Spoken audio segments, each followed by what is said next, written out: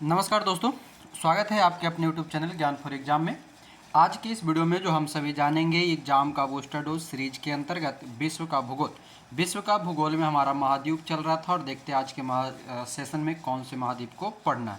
बाकी आप हमारे साथ बने रहेंगे, पूरी वीडियो को देखेंगे। आज ज़्यादा बात नहीं करेंगे, सीधे हम सब्जेक्ट पे चलेंगे, टॉपिक पे चलेंगे। आइए चलिए आइएगा दक्षिण अमेरिका पे। हम लोग पीछे जो है यूरोप पढ़ लिए, अफ्रीका पढ़ लिए, अंटार्कटिका पढ़ लिए, उत्तरी अमेरिका भी पढ़ लिए, है ना। और एशिया तो पहला क्लास में पढ़े ही थे। जरा सा थोड़ा सा पीछे वाला क्वेश्चन पूछेगा। कल दो गो हम लोग पढ़े थे ना, यूरोप और अंटार्कटिका, दो महाद्वीप हुआ था। हाँ, तो ज़रा यूरोप में भी आइएगा। आप बताएंगे कि सूरा और सुंदरियों का देश किसको कहा गया था? फ्रांस को कहा गया था। रोटी का डलिया यूक्रेन को। हाँ, रोटी का डलिया बोले, विश्व का अन्न भंडार बोले, वो सब यूक्रेन को बोलते हैं। जो यूरोप की सबसे लंबी नदी कौन सा है?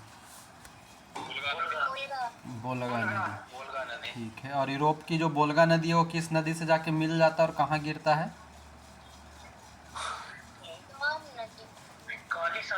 डॉन नदी, काला सागर से होकर के समुद्री जहाज में डॉन नदी इसमें मिलता है। प्रायद्वीपों का महाद्वीप किसको कहा जाता है? यूरोप को कहा जाता है। ठीक है। यूरोप का खेल का मैदान किसे कहा जाता है? स्विट्जरलैंड को कहा जाता है। ठीक है, चलिए आगे बता देंगे। एक और बता दीजिए कि ब्रेनर दर्रा जो है किस दो देशों के बीच में है? ब्रेनर दर्रा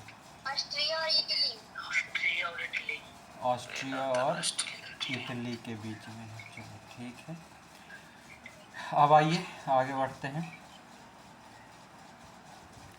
दक्षिण अमेरिका पे आइएगा, ध्यान से समझिएगा। आज प्रयास करेंगे ये महाद्वीप पूरा ख़त्म कर दें। 2-4 मिनट आगे पीछे भी होगा, फिर भी इसको ख़त्म कर देंगे। तैयार हैं सारे लोग? ओके, देखिएगा, बात करेंगे हम दक्षिण अमेरिका का। और दक्षिण अमेरिका में जो सबसे पहले कहता है कि दक्षिण अमेरिका का अधिकांश विस्तार जो है दक्षिणी गोलार्ध में है। यह विश्व का चौथा बड़ा महाद्वीप है। ये विश्व का चौथा है। तो पहला, दूसरा, तीसरा कौन सा है, जो बताएंगे? विश्व का पहला, दूसरा और तीसरा महाद्वीप।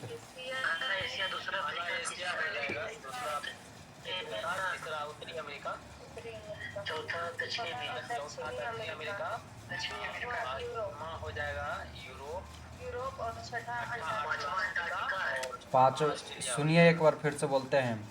एशिया पहला, दूसरा अफ्रीका, तीसरा उत्तरी अमेरिका, चौथा दक्षिणी अमेरिका, पांचवा अंटार्कटिका, छठा यूरोप, सातवां ऑस्ट्रेलिया। ठीक है, छठा में यूरोप आता है और अंटार्कटिका पांचवा में आता है, ऑस्ट्रेलिया सातवां में आता है। ठीक है, एशिया, अफ्रीका उत्तरी, फिर दक्षिणी, फिर अंटार्कटिका, तब यूरोप और आखिरी में ऑस्ट्रेलिया। याद रखिएगा सीक्वेंस में। हाँ, तो क्या कहा कि दक्षिण अमेरिका जो है विश्व का चौथा सबसे बड़ा महाद्वीप है और इसका क्षेत्रफल कितना है? 1,77,98,500 वर्ग किलोमीटर है। और यह जो है संसार का सबसे आर्द्र महाद्वीप है, यानी कि ये आर्द्रता यहाँ पर सर्वाधिक पाया जाता है।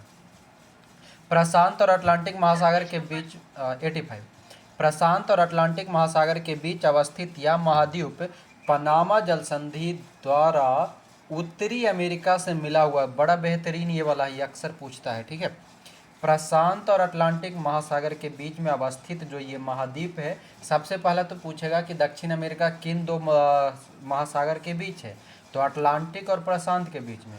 और कहता क्या है कि दोनों के बीच में जो उत्तरी अमेरिका और दक्षिणी अमेरिका को जोड़ने वाला जो जल संधि है उसे हम पनामा जल संधि कहते हैं। ठीक है, हाँ, और पनामा जो है कुछ है नहीं, पनामा एक देश है और वहीं पर एक छोटा सा डिवाइडर लाइन है। वही लाइन क्या बनाता है? वो एक जल संधि बनाता है पनामा से, है ना। तो इधर से, हाँ, नीचे से आपका पनामा मिल जाता है, उधर से उसका एक कोस्टारिका करके उत्तरी अमेरिका का एक छोटा सा कंट्री है नीचे से ही।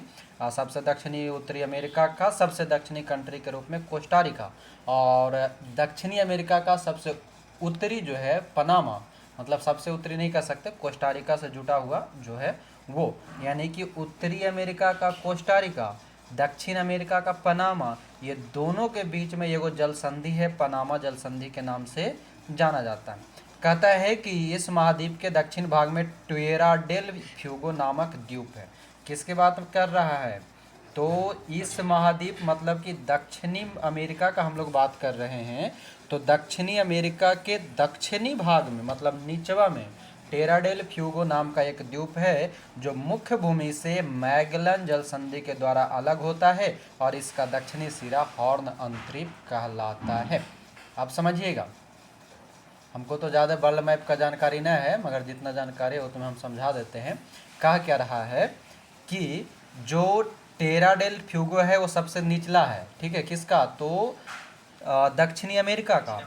और उसके साथ कहा कि आपको पता होगा कि दक्षिण अमेरिका का जो सबसे पश्चिमी कंट्री है वो चिली है, और इधर पूरब से देखिएगा तो अर्जेंटीना है।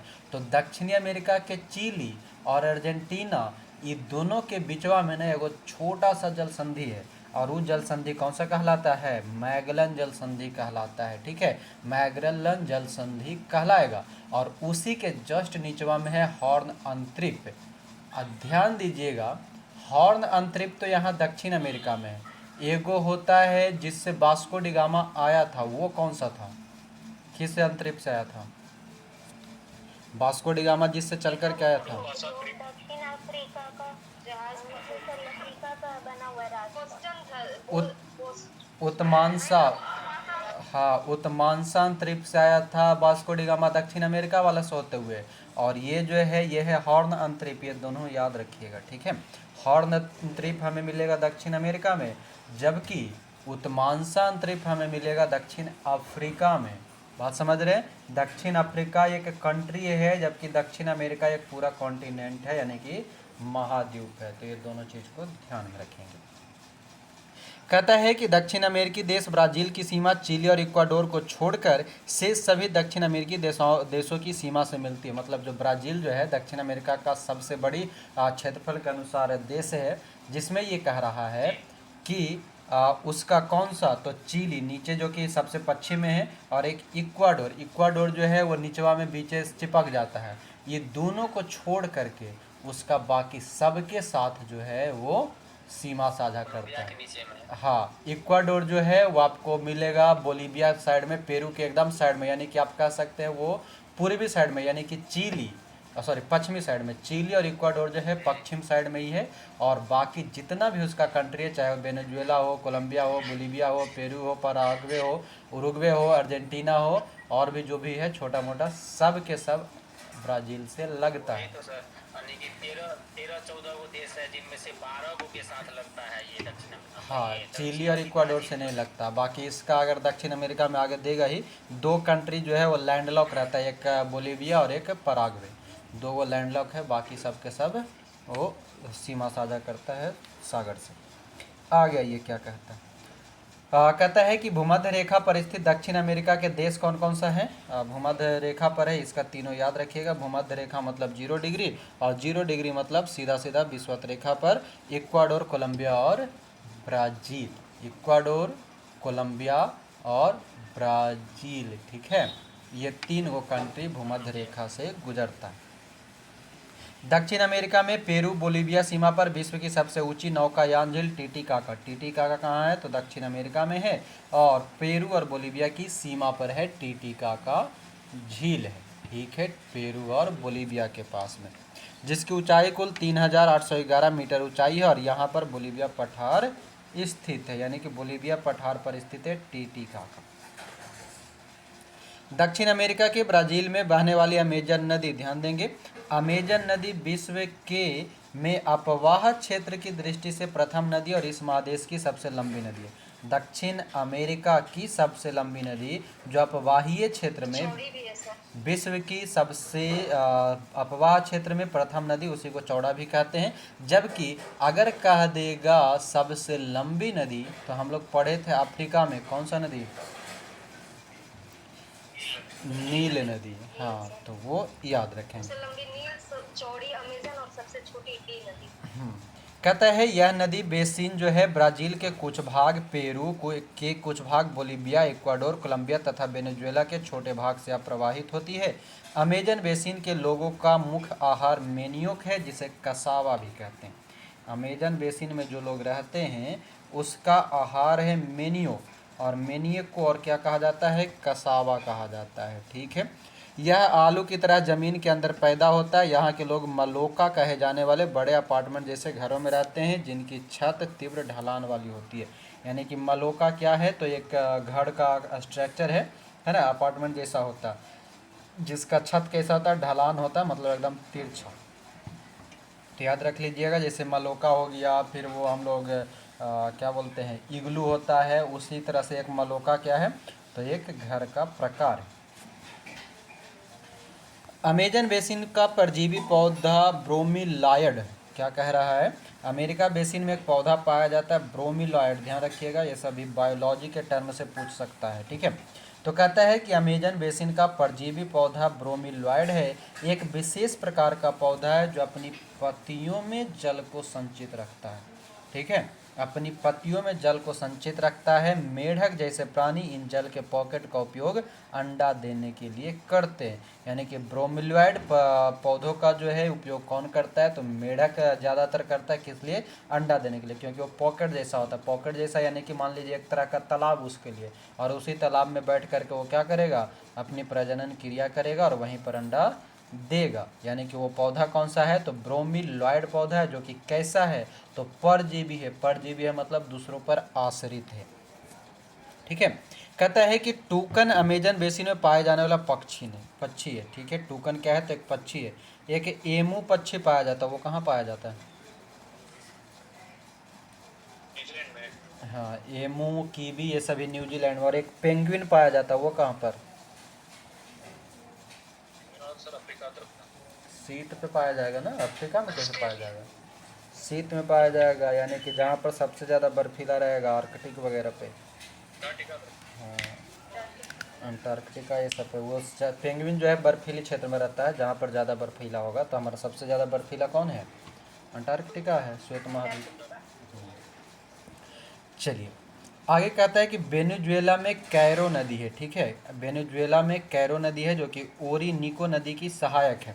तो कहता है कि वेनेजुएला में कैरो नदी पर स्थित एंजिल जलप्रपात, वही एंजिल नामक झरना, विश्व का सबसे ऊंचा झरना है और यह गुयाना पठार में स्थित है। ध्यान देंगे, एंजिल जो झरना है या जलप्रपात है वो गुयाना पठार पर स्थित है। इसकी कुल ऊंचाई 979 मीटर है। और हमें याद ये रखना है कि एंजिल जलप्रपात या झील किस नदी पर है? तो कैरो नदी पर है। और एंजिल जलप्रपात किस कंट्री में है? तो वेनेजुएला में है। वेनेजुएला कहाँ है?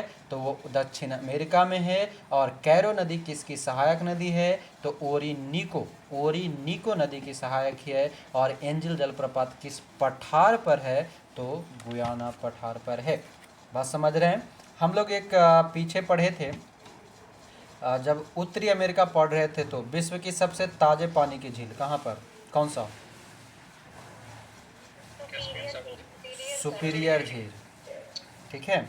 और एक पढ़े थे नियाग्रा जलप्रपात, तो उसमें कौन कौन सा दो झील था नियाग्रा जलप्रपात में? ईरी और ओंटारियो झील था। ईरी और ओंटारियो झील था। हाँ, तो ये भी याद रखिएगा। उधर से हमारा उत्तरी अमेरिका से हो जाएगा ईरी और ओंटारियो पर नियाग्रा जलप्रपात, सुपीरियर झील हमारा ताज़ा पानी का झील। ये दो गो याद रख लेंगे हम लोग। क्लियर? आ गया ये। यहाँ पर एगो नया मिल गया क्या? तो एंजिल जलप्रपात, जो कि गुयाना पठार पर है और वेनेजुएला के कैरो नदी पर स्थित है, 979 मीटर ऊंचा है। और एगो ऊपर हम लोग पढ़े थे टीटीकाका झील। टीटीकाका झील किस पठार पर? बोलिविया के बोलीविया पठार पे। गुयाना पठार। नहीं, टीटीकाका बोलीविया पठार पे और गुयाना पठार पे एंजिल। क्या समझे? टाइन टाइन करेगा काका। ठीक है, टाइन टाइन करेगा काका। टाइन टाइन काका करेगा तो कुछ होगा, बोलेगा ज़्यादा तब ना टाइन टाइन करेगा काका। तो बोलीविया पठार पर टीटी काका। क्या समझे? बोलीविया पठार पर टीटी काका बोलेगा तभी तो टीटी करेगा, टाइन टाइन करेगा। कौन करेगा? काका। तो टाइन टाइन काका। और वो हाइयो है कहाँ? तो पेरू और बोलीविया पे है, मतलब पेरू और बोलीविया की सीमा पे है। जबकि एंजिल जलप्रपात जो है वो हमारा कैरो नदी पर है और गुयाना पठार पे है। किस पे है? पठार पे है, तो गुयाना पठार पे है। बात समझ गए? समझे कि नहीं समझे? समझ ही गए होंगे। चलिए, बोलीविया पठार की ऊंचाई बताइए। तो पढ़े थे हम लोग पठार जब पढ़ रहे थे तो। चलिए ऑप्शन देते हैं, 12,000 फीट या 16,000 फीट। 12,000 से। बोलीविया पठार की ऊंचाई बताइए। 12,000 से। हट, बोलिविया का 12,000 है। 12,000 ना है। बोलिविया का 12 ही है, तिब्बत का 16,000। अच्छा, सही बोले हैं का? हाँ सर, 12 ही है। अब हाँ। गलत नहीं, चाहे सही हो, 12 ही है। हाँ, ठीक है। बोलीविया का 12,000 और इसका तिब्बत जो कि सबसे ऊंचा पठार के रूप में 16,000। एक और कोई पठार था ना अमेरिका वाला कोई, 7800 7900 के आसपास में, कोलंबिया का पठार। हाँ, कोलंबिया का पठार 7800 था। बोलीविया 12,000, मतलब हाँ 7800 मतलब 7,800। बोलीविया वाला आपका 12,000, बोलीविया 12। देखिए उसमें संबंध भी बन रहा है, बोलीविया 12 और उधर एगो तिब्बत वाला 16,000 फीट। चलिए, अच्छा है। तो ये हो गया वेनेजुएला का कैरो नदी पर हमारा एंजिल जलप्रपात, जो कि गुयाना पठार पे, और उधर टीटीकाका हो गया बोलीविया पठार पे। आगे बढ़ते हैं। कहता है कि दक्षिण अमेरिका में चिली अर्जेंटीना सीमा पर विश्व की सबसे ऊंचा ज्वालामुखी ओजस डेल सलाडो दक्षिण पर्वतमाला में स्थित है। क्या कह रहा है कि दक्षिण अमेरिका में चिली और अर्जेंटीना, मतलब जो दोनों निचला कंट्री है, दक्षिण अमेरिका का सबसे नीचे वाला कंट्री जो कि एक पूर्वी है तो एक पश्चिमी है। चिली पश्चिमी, अर्जेंटीना पूर्वी है। ठीक है, तो कह क्या रहा है कि दक्षिण अमेरिका के चिली और अर्जेंटीना की सीमा पर है विश्व की सबसे ऊंचा ज्वालामुखी। क्या? विश्व की सबसे ऊंचा ज्वालामुखी कौन सा? तो ओजेस डेल सलाडो। ओजेस डेल सलाडो जो है, जो कि एंडीज पर्वतमाला पर स्थित है और ये विश्व की सबसे ऊंची है। बात समझ गए? ओजस डेल सलाडो। आगे आइए। अगला कहता है कि दक्षिण अमेरिका के वर्षा वन का स्थानीय नाम सेल्वास है। वर्षा वन जो वहाँ होता है उसको हम क्या कहते हैं? सेल्वास कहते हैं। और दक्षिण अमेरिका के अमेजन श्रेणी द्रोणी के वनों में बाल्सा नामक संसार की सबसे हल्की लकड़ी, संसार की सबसे हल्की लकड़ी जो है वो क्या है? बालसा है। बालसा। अरे नाम में भी देखिए ना, बालसा, बाल मतलब केस, चोटी, तो बाल हल्का होता है ना, तो सबसे हल्का लकड़ी, या लकड़ी के भुला रहे हैं तो लड़की बना दिया, लड़की के बाल लंबा लंबा हल्का होता है, तो लड़की से लकड़ी बन गया, लकड़ी से सबसे हल्का लकड़ी हो गया। और कौन सा? तो बाल के समान बालसा। क्या ट्रिक बनाए है ना? याद रहेगा जी? सबसे सर। बोलिए ना, बोलते तो मोटिवेशन मिलता है, हाँ हम सही पढ़ाते हैं। नहीं बोलते तो लगता है सब बोर हो गया। तनी तनी बीच बीच में हमको चना के झाड़ पे चढ़ाते रहिएगा, तब ना चना निकलेगा, घुघनी बनेगा। वही भेज देंगे हम। हाँ, चलिए ठीक है। तो क्या समझ गए कि बालसा जो हो गया हमारा सबसे हल्की लकड़ी हो गया। और वहाँ के जो वार्षिक वन होता है, वहाँ पर जो जंगल होता है उसको सेल्वास कहते हैं। कहता है कि एंडीज पर्वतों के पूर्वी ढलानों के वनों को मोन्टाना कहते हैं। एंडीज पर्वत जो है, पर्वतवा जरा पे ओजस डेल सलाडो है, उसके पूर्वी ढलान बोले तो इधर चिली, इधर मतलब अर्जेंटीना तरफ। तो यहाँ से दो तरह से प्रश्न निकाल देते, देखिएगा। एंडीज पर्वत के पूर्वी ढलान के वनों को मोन्टाना कहते हैं, ठीक है। और वही अगर हमसे ये भी पूछ ले कि एंडीज पर्वतमाला की कौन सी हिस्सा या कौन से कंट्री में मोन्टाना कहा जाता है जंगल को, तो किसको कहेंगे? अर्जेंटीना की चिली? पूर्वी ढलान। पूर्वी ढलान यानी कि कह देंगे अर्जेंटीना। हाँ, अर्जेंटीना तरफ जो रहेगा उसको हम कह देंगे क्या? मोन्टाना। ठीक है, टीना मोटा जाएगी तो अर्जेंटीना, मोन्टाना, और एंडीज पर्वत के पूर्वी ढलान के वनों को मोन्टाना कहते हैं। कहता है दक्षिणी अमेरिका में पाया जाने वाला एक केंडोर पक्षी है। देखिएगा, और पक्षी आ गया है जो कहता है संसार का सबसे बड़ा शिकारी पक्षी है। क्या है? संसार का सबसे बड़ा शिकारी पक्षी जो है, मतलब शिकार करता है, वह है केंडोर।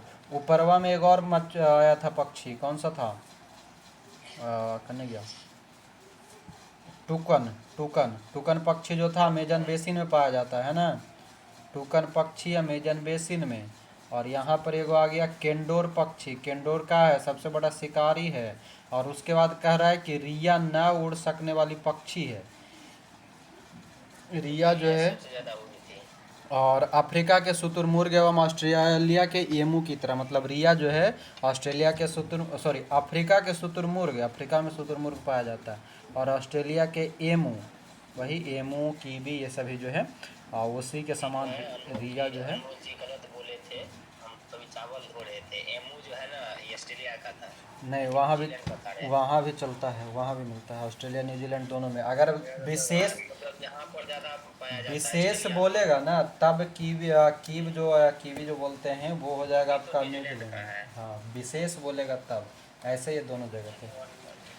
ठीक है, तो यहाँ पर अभी देखिए हम लोग पढ़े 4 तरह के पक्षी। एगो टुकन पक्षी पढ़े जो अमेजन बेसिन में पाया जाएगा, एगो केंडोर पढ़े जो कि सबसे बड़ा शिकारी हो गया, रिया, शुतुरमुर्ग और एमू ये सभी क्या है, न उड़ने वाले में से पक्षी है। अब आगे आइए। चले चले मितवा। हाँ, देखिए क्या कहता है कि प्यूमा एवं जैगुआर दक्षिण अमेरिका का शिकारी जानवर है। जानवर है, ठीक है। कैसा जानवर? शिकारी जानवर। जैगुआर देखे हैं? हाँ, कहता है कि ये बंदरों तथा पेड़ों पर रहने वाले दूसरे जीवों का शिकार करते हैं, यानी कि बंदर ये सबको खाता है। एंडीज पर्वतमाला के ऊंचे भागों में लामा पाया जाता है जो कि बोझ ढोने के काम आता है। लामा वो जैसे याक बोलते हैं ना, उसी का प्रजाति होता है लामा। ना ना ना ना ना ना, लामा है ना जी, ये ऊँट वाला है, ऊँट की प्रजाति है। हाँ, वो हम याक समझते हैं। में पाया जाता है। हाँ, आरबीसी वाला जो है, ठीक है। ये लामा ऊँट की प्रजाति।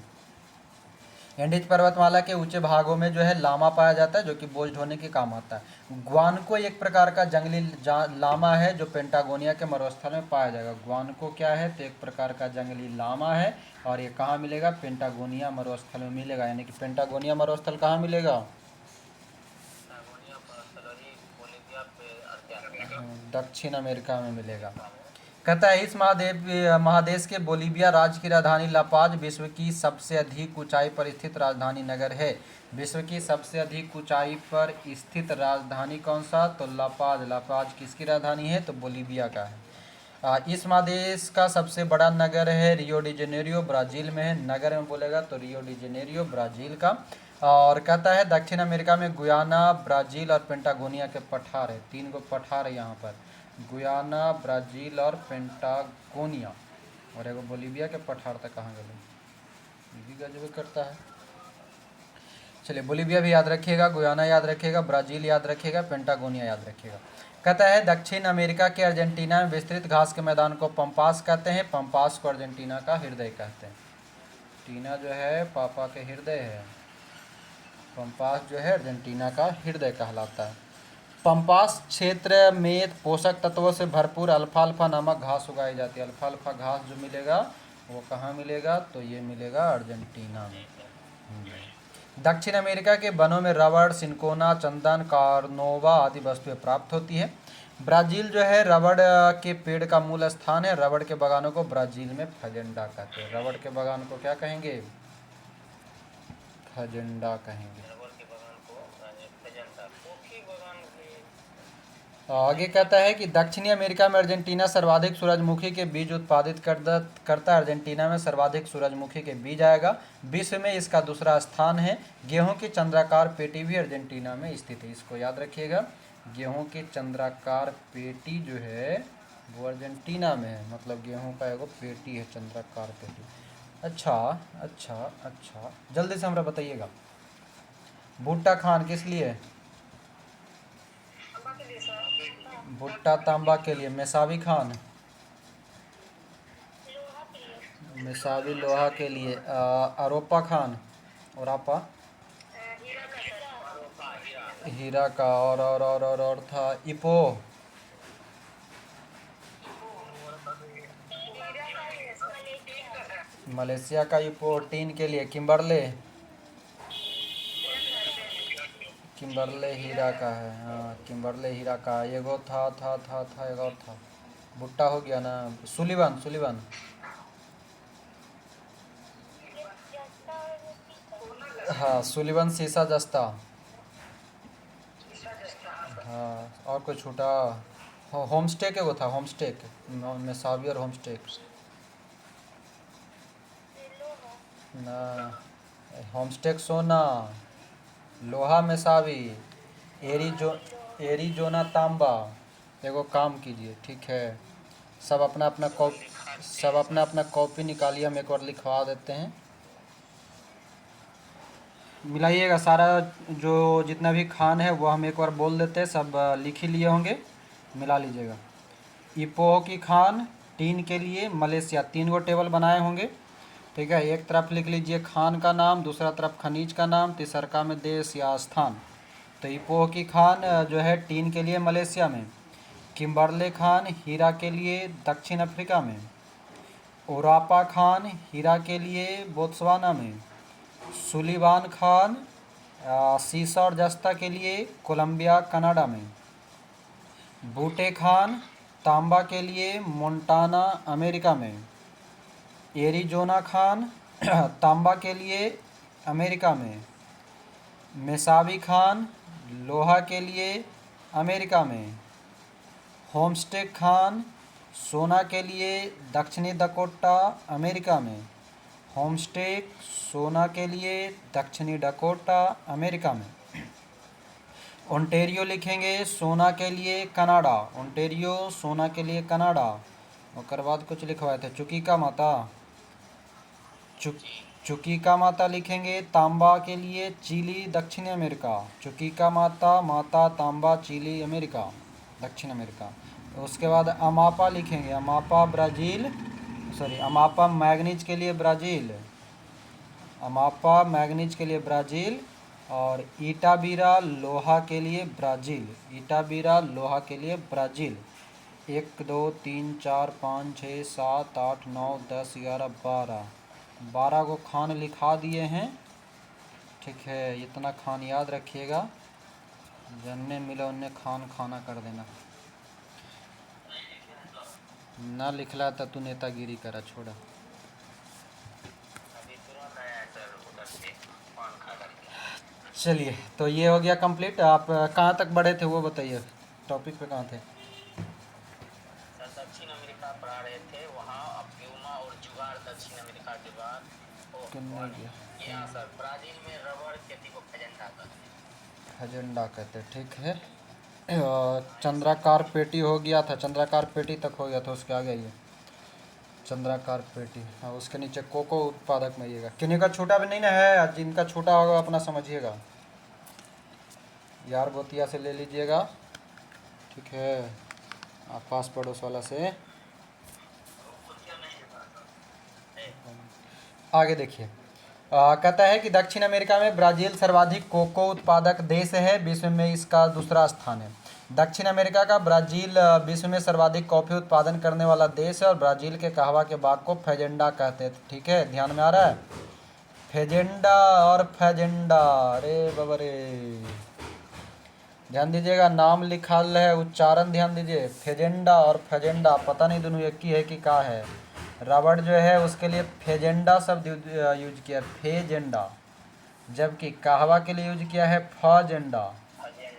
हाँ, तब फे रहेगा तो रबड़ और फ रहेगा तो कहवा, जरा ध्यान में रखिएगा। आगे कहता है कि दक्षिण अमेरिका में ब्राज़ील जो है सर्वाधिक सोयाबीन उत्पादक देश है, विश्व में इसका दूसरा स्थान है। दक्षिण अमेरिका में ब्राज़ील सोयाबीन ही उत्पादन करता है, मगर विश्व में दूसरा नंबर पे। दक्षिण अमेरिका में ब्राज़ील सर्वाधिक मैग्नीज उत्पादक देश है और विश्व में तीसरा स्थान। चिली का चुकीका माता खान दक्षिण अमेरिका के एंडीज पर्वत पर 3000 मीटर की ऊंचाई पर है। इसे विश्व की तांबा राजधानी कहा जाता है। किसको विश्व की तांबा राजधानी कहेंगे? चिली को, चिली को। और चिली का चुकीका माता खान। दक्षिण अमेरिका में ब्राज़ील सर्वाधिक मैग्नीज उत्पादन करता है। ब्राज़ील की अमापा खान, ब्राज़ील की अमापा खान संसार में मैग्नीज की सबसे बड़ी खान है। सब लिखवा चुके हैं, फिर नया और आएगा तो बताइएगा, नोट करवा देंगे। फिर कहता है इटाबिरा, इटाबिरा ब्राज़ील का प्रमुख लौह खनन केंद्र है। दक्षिण अमेरिका के सर्वाधिक मक्का उत्पादक देश में अर्जेंटीना, सर्वाधिक कहवा उत्पादक में ब्राज़ील, सर्वाधिक तेल उत्पादन में वेनेजुएला और कोलंबिया, और सर्वाधिक तांबा उत्पादक चिली, इसलिए चिली को तांबा का राजधानी कहते हैं। एंडीज पर्वत की सबसे ऊंची चोटी एकांकागुआ जो कि 6960 मीटर है। एंडीज विश्व की सबसे लंबी पर्वतमाला है। विश्व की सबसे लंबी पर्वतमाला जो है, लंबी बोल रहा है, ध्यान रखिएगा, विश्व की सबसे लंबी पर्वतमाला एंडीज पर्वतमाला, और एंडीज की सबसे ऊंची चोटी एकांकागुआ। यह लगभग 7200 किलोमीटर लंबा है। एंडीज के उत्तर पश्चिम में आटाकामा मरुस्थल है। आटाकामा मरुस्थल एंडीज के उत्तर पश्चिम में, और दक्षिण अमेरिका के मध्यवर्ती भाग में उत्तरी चिली में स्थित अरिका। अरिका क्या है? तो विश्व का शुष्कतम स्थान है। विश्व का सबसे सूखा स्थान जो है, शुष्क स्थान, वो अरिका है। कहाँ पर? तो उत्तरी चिली में है। अर्जेंटीना के विशाल पशु फार्म को एक टांसिया, और यहाँ के पशुपालक को ग्वांको कहते हैं। जो पशुओं का जो पूरा समूह होता है ना, फार्म जिसको बोलते हैं, उसको एक टांसिया कहा जाता है, एक टांसिया। और जो पशु पालता है, जो चराता है, उसको ग्वांको कहता है। हमने ग्वाला कहते हैं, वो लोग ग्वांको कहता है। क्या दिक्कत है? कहता है आटाकामा मरुस्थल में नाइट्रेट के भंडार है, जहाँ वर्षा का न होना वरदान ही सिद्ध हुआ है। मतलब आटाकामा में कहीं वर्षा न हुआ। हाँ, नाइट्रेट के भंडार है। आटाकामा में कौन सा तत्व मिलेगा? तो नाइट्रेट मिलेगा। ठीक है, आटाकामा मरुस्थल जो कि उत्तरी पश्चिमी सीमा पर है। कहाँ? तो एंडीज के। कहता है कि विश्व में कहवा का पात्र ब्राज़ील है, और विश्व में कहवा की मंडी साओ पाउलो, ये भी पूछा जाता है, साओ पाउलो। दक्षिण अमेरिका का कहवा निर्यात करने वाला प्रमुख सेंटोस पत्तन है। कहवा सबसे ज़्यादा किस बंदरगाह से? तो सेंटोस से। अर्जेंटीना का प्रमुख कपास उत्पादक देश चेको का मैदान। चेको का मैदान कहाँ मिलेगा? तो अर्जेंटीना में मिलेगा। और किस लिए? तो कपास के लिए मिलेगा। दक्षिण अमेरिका का सर्वाधिक मछली पकड़ने वाला देश पेरू। माचू पिचू कहाँ था जी? Machu Picchu, Machu Picchu Peru. हाँ, माचू पिचू पेरू, कितना प्यारा सा नाम है, माचू पिचू। आगे कहता है कि विश्व का सबसे बड़ा मांस निर्यातक देश अर्जेंटीना। मतलब सबसे ज़्यादा मांस निर्यात करता है, मतलब बेचता है अर्जेंटीना। दक्षिण अमेरिका का वह स्थान जहाँ जाड़ों में वर्षा होती है, मध्य चिली। दक्षिण अमेरिका में जाड़ा में वर्षा होता है, मध्य चिली में। अब भारत में कहाँ होता है वर्षा ठंडा में? कहाँ? तमिलनाडु, उत्तर पूर्वी मानसून, मतलब लौटती मानसून। हाँ, चलिए, तो दक्षिण अमेरिका में कहाँ? तो चिली में होगा, जब जाड़ा के समय में वर्षा होगा। दक्षिण अमेरिका का उष्ण स्थल पेंटागोनिया है। उष्ण मतलब गर्म, हॉट, पेंटागोनिया। ब्राज़ील का सेंटोस बंदरगाह कॉफ़ी बंदरगाह के नाम से जाना जाता है। ध्यान दीजिएगा, ब्राज़ील में एगो बंदरगाह इधरों देखे थे, कौन सा? सेंटोस, जो कि कहवा का निर्यात करता, मतलब सबसे ज़्यादा निकालता है। निकालता मतलब बेचता है, दूसरा देश में पहुंचाता है। और उसी को क्या कहा जाता है? कॉफ़ी बंदरगाह कहा जाता है। केकरा? तो सेंटोस को। दक्षिण अमेरिका का सर्वाधिक नगरीकृत देश है उरुग्वे। उरुग्वे याद रखिएगा, नॉट पराग्वे। ठीक है, उरुग्वे और पराग्वे दोनों आसे पास में है, मगर सीमा साझा नहीं करता है। उरुग्वे है जो कि समुद्री देश है, मतलब समुद्र से लगता है। पराग्वे लैंडलॉक है। ठीक ना? तो बात किसका कर रहा है? उरुग्वे का, जो समुद्रवा में है, ये मतलब बाउंड्रिया साझा करता है, वो सबसे ज़्यादा नगरीकृत है। कहता है कि बोलीविया, बोलीविया, बोलीविया करने गया। बोलीविया दक्षिण अमेरिका का सबसे बड़ा स्थल रुद्ध देश है। ध्यान दीजिएगा, दक्षिण अमेरिका का सबसे बड़का स्थल रुद्ध देश बोलीविया है। वहाँ दुई एगो है कंट्री जो कि स्थल रुद्ध है। एगो कौन सा? बोलीविया, तो दूसर का पराग्वे। अब बोलीविया और पराग्वे दोनों ये सीमा साझा करता है। ठीक है, और पराग्वे जो है 3 गो कंट्री से सीमा साझा करता है। ऊपर से बड़का ब्राज़ील, नीचे से लंबका अर्जेंटीना, और एगो इधर पश्चिम में उत्तर से छोटका बोलीविया।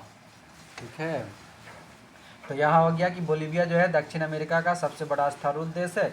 इक्वाडोर का गैलापेगोस द्वीप, पूछल क्वेश्चन है। इक्वाडोर का गैलापेगोस द्वीप ओलिवर रिडले टर्टल का प्राकृतिक स्थल है।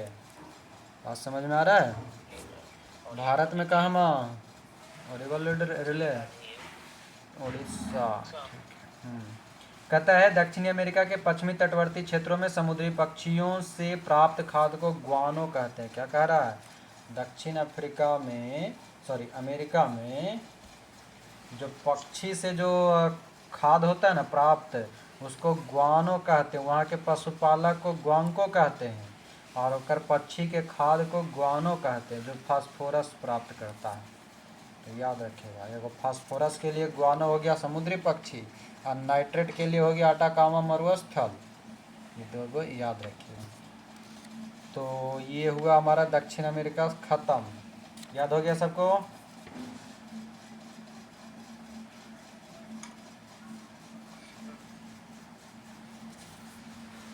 चलिए, बाकी सब नींद में चल गए का जी कि बेहोशी की हालत में आ गया पढ़ते पढ़ते?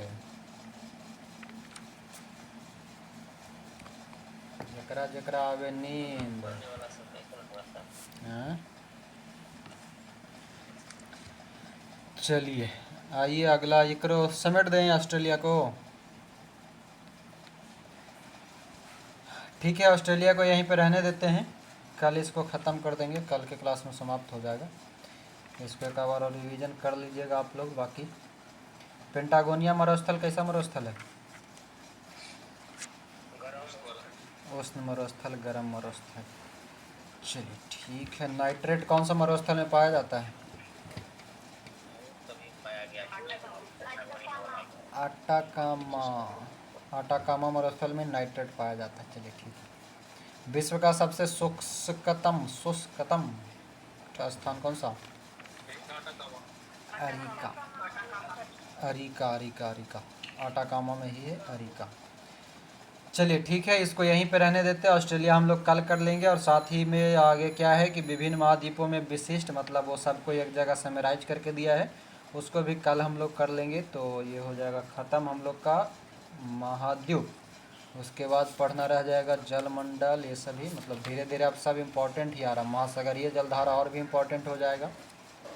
वायुमंडल तो चलता फिरता है, वो चलेगा। बीच के एक दो चैप्टर हम लोग बीच में अगर छोड़ भी दे तो कोई दिक्कत नहीं होगा, अगर जो नहीं छोड़े लायक है तो नहीं छोड़ेंगे। फिर स्थानीय पवन जब आएगा उसको पढ़ेंगे हम लोग। पवन बहुत इम्पोर्टेंट हो जाएगा।